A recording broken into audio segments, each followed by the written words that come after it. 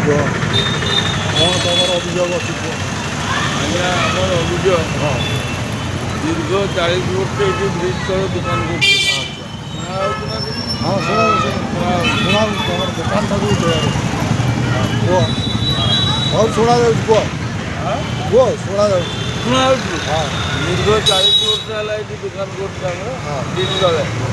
ଆଜି ସରକାର ବ୍ରିଜ୍ ମରାମତି ପାଇଁ ଆମେ ଛାଡ଼ିଦେଲେ ଯେତେବେଳେ ହଁ ହାଇକୋର୍ଟରୁ ଅର୍ଡ଼ର ଦେଲେ ହଁ କଲେକ୍ଟରଙ୍କୁ ଆଚ୍ଛା ଯେ ଏମାନଙ୍କୁ ଥଇଥାନ କରିକି ଭ୍ୟାକେଣ୍ଟ କର। ହଁ ଆମେ ତା ପୂର୍ବରୁ ଭ୍ୟାକେଣ୍ଟ କରିକି କଲେକ୍ଟର ପାଖରେ ଆମେ ସରେଣ୍ଡର ହେଇଗଲେ ହଁ ଯେ ଆପଣ ଆମକୁ ଥଇଥାନ କରିବାକୁ କହିଛନ୍ତି ଥଇଥାନ କରନ୍ତୁ। କରନ୍ତୁ ଆପଣ ଥଇଥାନ କଲେନି। ହଁ ଯେ ସୁଦର୍ଶନ ଚକ୍ରବର୍ତ୍ତୀ କହିଲା ମୁଁ ଥଇଥାନ କରିଦେବି। ହଁ ନେଇକି ଆମକୁ କହୁଛି ଭେଣ୍ଡିଂ ଜୋନ୍ରେ ନିଅ ଏଇଠି ନିଅ ସେଇଠି ନିଅ। ଆମେ କପଡ଼ା ଦୋକାନୀ ଥିଲେ ହଁ ଆମେ ଫାଇନାନ୍ସ ଲୋନ୍ ଫୋନ୍ ସବୁ କିଛି କରୁଥିଲେ କରିଥିଲେ ଆମେ ଦେଇପାରୁନି ଏଇନା କେଉଁଠି ଦେବା?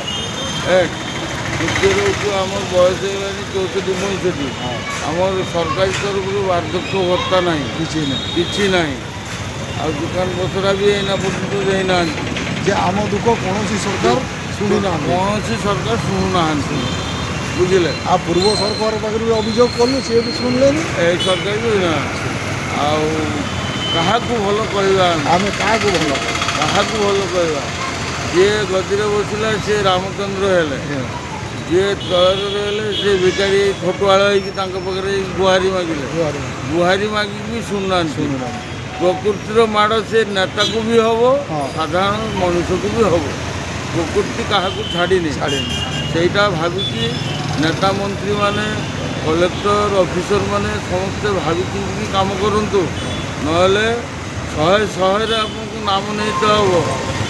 ଏକମାତ୍ର ଭାରତବର୍ଷର ନାମ ହେଉଛି ସନାତନ ଧର୍ମ। ଆଉ ସନାତନ ଧର୍ମର 32 ଅକ୍ଷରର ନାମ ହରେ କୃଷ୍ଣ ମହାମନ୍ତ୍ର। ତା ଉପରେ କୌଣସି ମନ୍ତ୍ର ନାହିଁ। ସେ ନେତା ମନ୍ତ୍ରୀ ପାଠ ଯେତେ ପଢ଼ିଥାଉ IAS OAS ହେଇଥାଉ ସମସ୍ତଙ୍କୁ ସେଇ ମାଟି ତଳେ ଚାଲି ଯାଇଥାଉ। କିନ୍ତୁ ଗରିବ ସାଧାରଣ ଲୋକଙ୍କ କଥା ଟିକେ ବୁଝନ୍ତୁ। କେହି ବୁଝୁନାହାନ୍ତି। କେହି ବୁଝୁନାହାନ୍ତି। କୌଣସି ସରକାର ଆଜି ପର୍ଯ୍ୟନ୍ତ ବୁଝିବି ନାହାନ୍ତି। ଆଉ ଆମେ ବିଶେଷ କିଛି ଆପଣମାନଙ୍କୁ ଜ୍ଞାନ ଦେଇତେ ଚାହୁଁନା। ଆପଣମାନେ ଜ୍ଞାନ ନିଜେ ନିଜେ ପାଆନ୍ତୁ। ସାଙ୍ଗରେ କିଛି ନେଇକି ଯିବେନି। ହଁ ସବୁ ରଖିଦେଇଥିବ। ନାତି ନାତୁଣୀ ଛୁଆ ପିଲା ମାମୁଁ ଭଣଜା ପିଉସୀ ମାଉସୀ କରିକି ସମସ୍ତଙ୍କ ନାଁରେ ଠୁଳ କରିଦିଅ।